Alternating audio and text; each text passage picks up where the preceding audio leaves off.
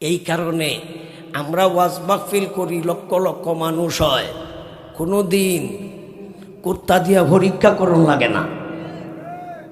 MP মন্ত্রী এরা যখন সভা সমিতি করে, সর্বনাশ, এক সপ্তাহ আগের থেকে কুত্তা দিয়া চেক করে, কারণ জানে এরা যেমন লোক তেমন লোক আইব। কি দেখুন আপনারা, তেমন যেমন এরা যেমন বেজাইলিয়া লোক আইব বেজাইলিয়া।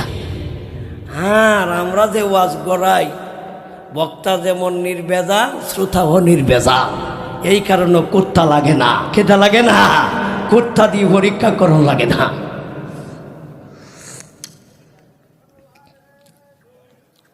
কথা বুঝছেন? সিকিউরিটি পুলিশে দেওয়ান লাগে না, বরঞ্চ পুলিশ আইলে আরো আমরা এটার মধ্যে ডিস্টার্ব হয়। কই না কে রে, ওয়াজও পুলিশ আইলে ডিস্টার্ব করে, পুলিশ না আইলে বলা। কই না কে রে, আর হেরারি কেন পুলিশ না গেলে বোমা মাইরা মাইরে লিব। এই কারণে হাজার হাজার পুলিশ লাগে, এরার সিকিউরিটি দেয় পুলিশে। আর ওয়াজ মাহফিলে যারা আসে তাদের সিকিউরিটি, তাদের হেফাজত করে ফেরেশতা। এটা নবীজির কথা, আমার কথা না, নবীজির কথা।